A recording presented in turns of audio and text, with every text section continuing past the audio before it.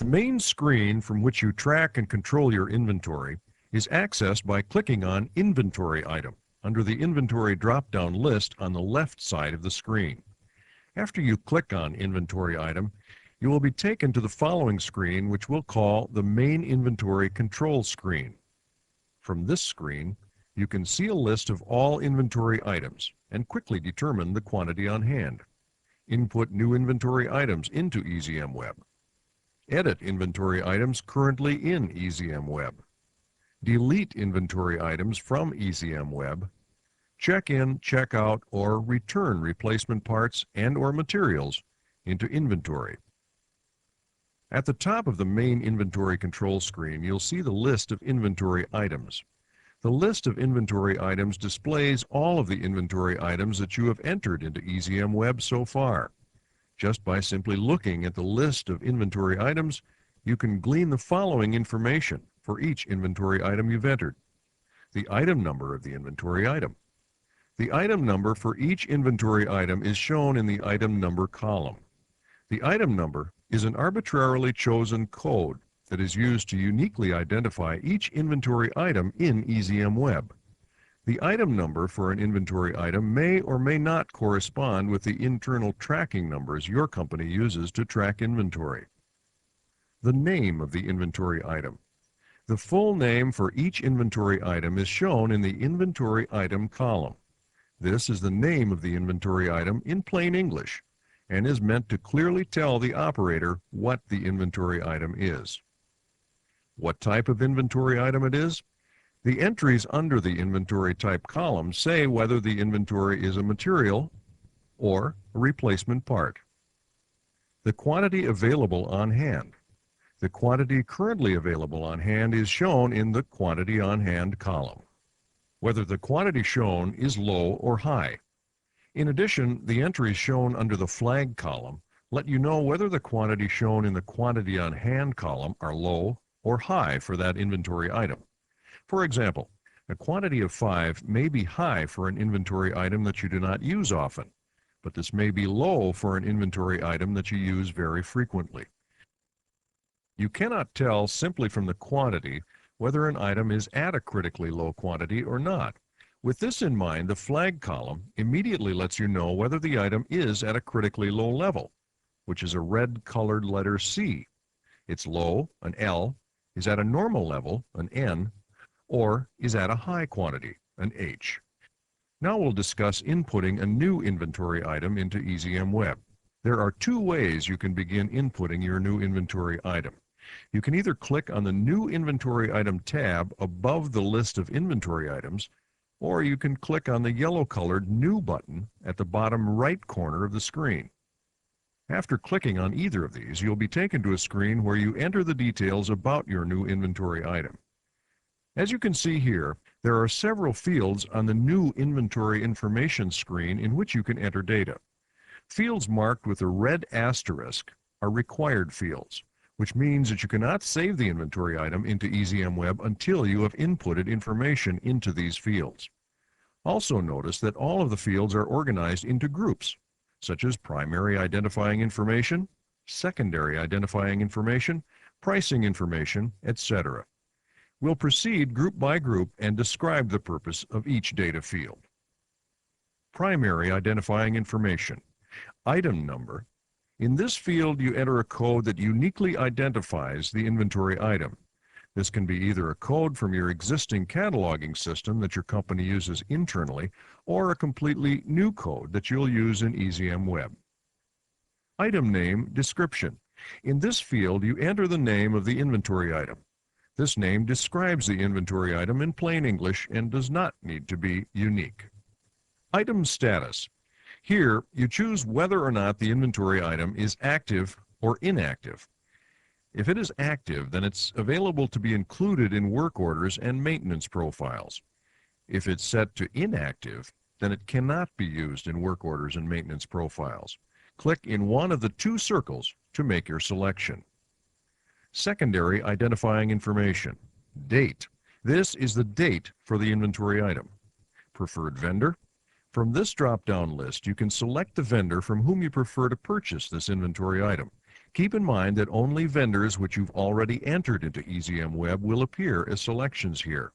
Click on the arrow on the right side of the box to expand the list of vendors and then click on the desired vendor. Manufacturer.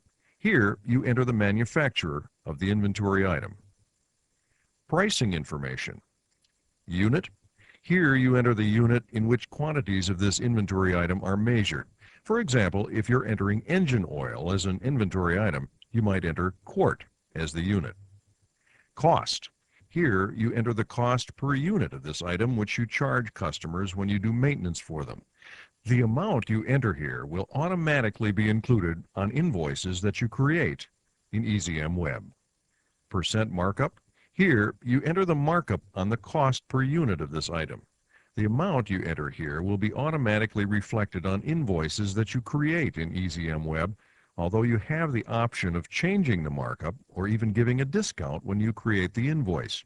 If you do not want to mark up the cost on the item, just enter 0 into this field. Price. This field is different than the rest in that you cannot enter data directly into it. It simply displays the cost per unit of this inventory item after the markup is added. Detailed identifying information. ID code 1. Here you enter an alternative identifying code for your inventory item. This code can be anything you want and has no bearing on how this inventory item is identified in EasyM Web, except to give the operator another way of identifying the item. ID code 2. This field serves the same function as ID code 1 and provides another place you can put an alternative identifying code. Inventory type. Choose whether this inventory item is a material or a replacement part. Click on the arrow on the right side of the box to expand the list and choose either material, part, or other. Equipment or vehicle. Here you choose whether this item is used for equipment maintenance, in vehicle maintenance, or in both.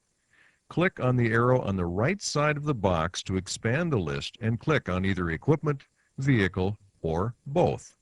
Choosing equipment allows this item to be used in equipment maintenance profiles and work orders. Choosing vehicle allows this item to be chosen for use in vehicle maintenance profiles and work orders. Choosing both allows the item to be used in both equipment and vehicle maintenance. Quantity and related information. Quantity on hand. Enter the quantity of this inventory item that you have on hand. In the next 3 fields, you enter the maximum and minimum quantities of this item, as well as the quantity at which you need to reorder the item. Other information. A long description. Here, you enter a detailed description of the inventory item. You can type any information here that you feel will be useful for the operator of the program to know, such as what the item is used for. Warehouse location. Here, you enter the location in which you have this item stored. Once you have entered all the information for your new inventory item, you can choose to either save the item into EasyM Web, or if you've changed your mind and no longer want to enter the item into the program, cancel entering the item and return to the main inventory control screen. To save or cancel, click on the Save or Cancel buttons at the bottom of the screen, respectively. If you choose to save the inventory item, you'll be returned to the main inventory control screen and the new inventory item will appear in the list of inventory items. You may also change details of inventory items that have already been entered into EasyM Web. Locate the inventory item that you wish to edit in the list, and then look under the Edit column and click on the Edit button that corresponds with the item you want to edit. After clicking on the Edit button that corresponds with the inventory item that you want to edit, you'll be taken to the Edit Inventory Information screen. This screen is very similar to the one described earlier, where you enter a new inventory item into the program. Unlike the screen at which you enter a new inventory item, however, the Edit Inventory Information screen will be filled with all of the information previously entered about this inventory item. Once you've made your desired changes, you can choose to either save the changes to the inventory item, or if you've changed your mind and no longer want to make changes to the item, cancel and return to the main inventory control screen. To save or cancel, click on the Save or Cancel buttons at the bottom of the screen. You may also delete inventory items from EZM Web when you no longer want to use the program to track them. Locate the inventory item you wish to delete and then look under the Delete column and click on the Delete button that corresponds with that item. Once you click on the Delete button, a small window will pop up on the screen prompting you to confirm that you do want to delete the inventory item from EZM Web. Click on the OK button to confirm that you want to delete the item, or click on the Cancel button if you've changed your mind and do not want to delete the item from the program. If you click on the OK button, you'll be returned to the main inventory control screen, and the inventory item will be removed from the list of inventory items. You can also check inventory items in and out at the main inventory control screen. Before you can check a quantity of an inventory item in or out, you must first select the inventory item. To do this, click on its item number in the list of inventory items. The item number of each inventory item is shown in blue text in the leftmost column, called Item Number, in the list of inventory items.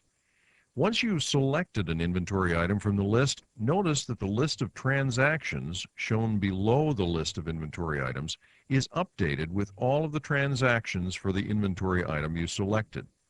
You can view all of the transactions by using the scroll bar on the right side of the list. Notice that below the list of transactions there are three buttons: Check In, Check Out, and Return. You can check in items by using the Check In button. Once you click on this button, a form will open up at the bottom of the screen in which you enter the details of the new transaction. In the Quantity field, type in the quantity which you want to check in. Use the drop-down boxes for the transaction date to select the date on which the transaction took place. Likewise, use the boxes for the expiration date to select that date for the inventory you're checking in. When you've entered the details for this transaction, click on the Save button to enter it, and it will appear in the list of transactions. If you've changed your mind and do not want to enter a new transaction, then click on the Cancel button. You can check out inventory by using the Check Out button. Clicking on this button opens up a form at the bottom of the screen where you enter the details of the new transaction. In the Quantity field, type in the quantity which you want to check out. Use the drop-down boxes for the transaction date to select the date on which the transaction took place. When you've entered the details for this transaction, click on the Save button to enter it, and it will appear in the list of transactions. If you've changed your mind and do not want to enter a new transaction, then click on the Cancel button. You may also return unused quantities of an inventory item using the Return button. Clicking on this button opens up a form at the bottom of the screen where you can enter the details of the new transaction. In the Quantity field, type in the quantity which you want to return. Use the drop-down boxes for the transaction date to select the date on which the transaction took place. When you've entered the details for this transaction, click on the Save button to enter it, and it will appear in the list of transactions. If you've changed your mind and do not want to enter a new transaction, then click on the Cancel button.